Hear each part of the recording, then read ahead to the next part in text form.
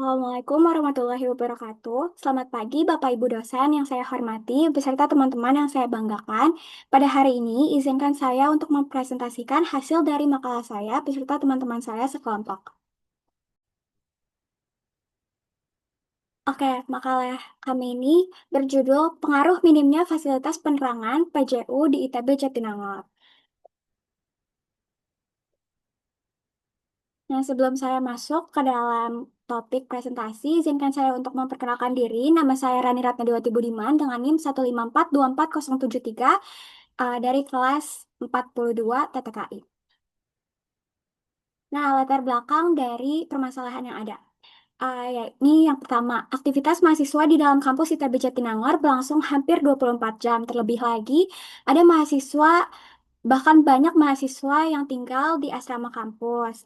Lalu yang kedua yaitu adanya beberapa area dalam kampus yang masih minim pencahayaan seperti di wilayah kehutanan, kemudian di sekitar asrama, kemudian di gor futsal, dan di lapangan bola. Kemudian adanya kurangnya perhatian dari pengelola kampus terhadap penerangan jalan. Lalu adanya diperlukan solusi inovatif sekaligus berkelanjutan atas permasalahan penerangan jalan yang ada.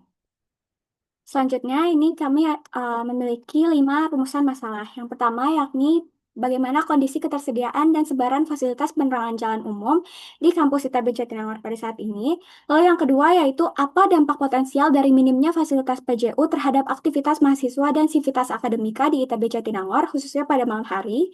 Lalu yang ketiga, yakni bagaimana kondisi penerangan yang ada mempengaruhi perilaku mahasiswa dalam memilih jalur atau waktu untuk beraktivitas di lingkungan kampus, khususnya pada malam hari. Lalu yang keempat yaitu apa saja resiko keselamatan dan keamanan yang mungkin terjadi akibat kurangnya penerangan di area kampus, serta bagaimana kaitannya dengan kebutuhan PJU yang berkelanjutan. Lalu yang terakhir yakni apa saja upaya yang dapat dilakukan untuk meningkatkan fasilitas PJU di ITB Jatinangor dengan pendekatan yang ramah lingkungan. Nah, rumusan masalah tersebut digunakan untuk mendapatkan tujuan sebagai berikut, yakni memahami kondisi ketersediaan dan sebaran fasilitas penerangan jalan umum di kampus ITB Jatinangor saat ini, lalu mengetahui dampak potensial dari minimnya fasilitas PJU terhadap aktivitas mahasiswa dan sivitas akademika di ITB Jatinangor, khususnya pada malam hari. Lalu yang ketiga, yakni memahami bagaimana kondisi penerangan yang ada mempengaruhi perilaku mahasiswa dalam memilih jalur atau waktu untuk beraktivitas di lingkungan kampus, khususnya pada malam hari.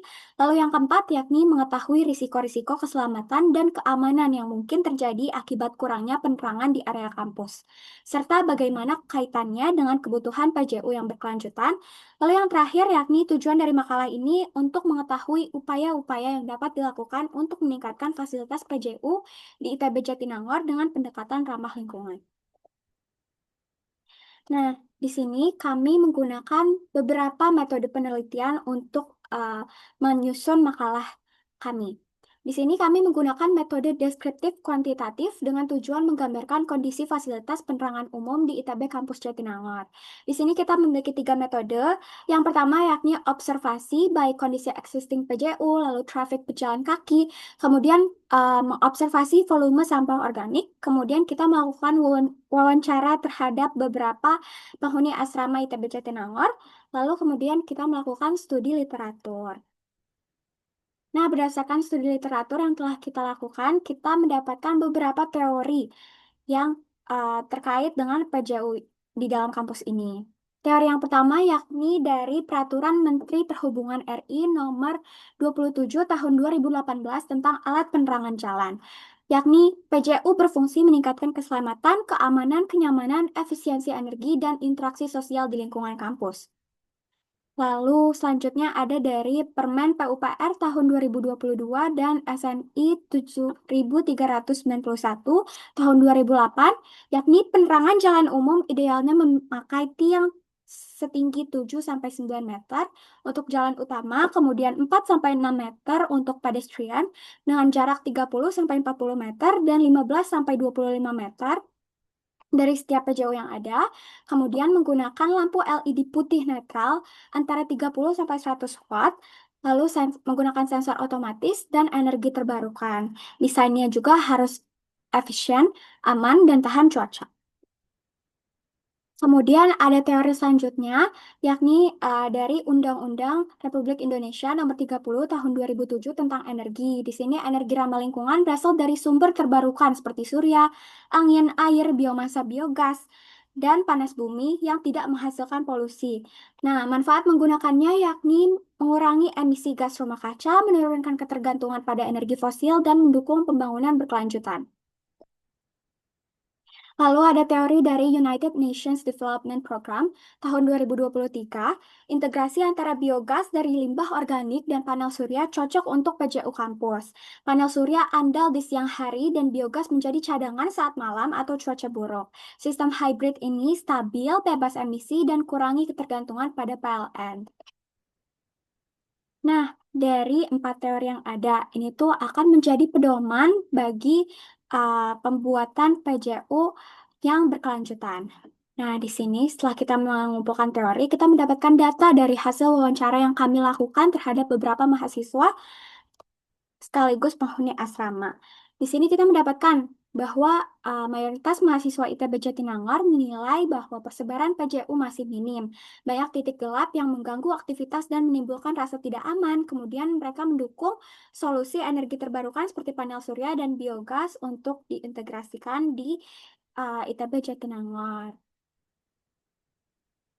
Oke, kalau ini adalah hasil observasi kita. Ini tuh kita dapat dari dokumentasi pribadi. Di sini tuh dapat dilihat bahwa jalur pedestrian menuju kehutanan ini tuh sangat gelap ya, minim pencahayaan. Kemudian ada juga beberapa lampu yang mati bahkan. Oke. Nah, kemudian setelah kita mengumpulkan teori maupun data, kita mendapatkan hasil bahwa penerangan jalan umum di dalam kampus ITB Jatinangor saat ini masih belum efektif dan belum sesuai pedoman teori. Dengan ini, kami menghadirkan solusi PJU berbasis panel surya dan biogas yang kami juluki sebagai Sinari. Sinari hadir menjawab permasalahan terkait keamanan sekaligus kenyamanan di dalam kampus ITB Jatinangor. Mengapa demikian? Karena Sinari ini kami rancang memiliki dua desain. Yang pertama yaitu PJU tanpa kursi, lalu yang kedua nanti tuh ada PJU dengan kursi. Di sini PJU-nya itu mengintegrasikan uh, sumber energi dari panel surya dan biogas. Kemudian di sini tuh um, akan menyediakan beberapa fitur-fitur yang akan memungkinkan untuk memberikan kenyamanan bagi mahasiswa. Contohnya seperti CCTV, itu untuk keamanan, lalu ada speaker announcement buat menginformasikan apabila terjadi bencana, lalu ada tempat sampah, dan ada charging station yang ditutupi oleh pelindung supaya kalau terkena hujan itu tidak akan basah maupun konslet. Selanjutnya ada PJU dengan kursi. Ini kita buat dan rancang untuk dijadikan bahan pertimbangan untuk placement di tempat-tempat yang ada jalan berkelok atau jalanan yang tinggi gitu. Nah, di sini tuh ada PJU dengan kursi. Ini tuh fiturnya hampir mirip. Di sini ada tempat sampah, kemudian ada kursi, ada charging station yang dilengkapi oleh pelindung, kemudian ada CCTV, speaker announcement, lalu ada juga advertising board. Di sini advertising board akan digunakan untuk mengiklankan uh, merek yang telah memberikan kami sponsor. Sekian presentasi dari saya. Terima kasih. Mohon maaf apabila ada kesalahan kata. Assalamualaikum warahmatullahi wabarakatuh.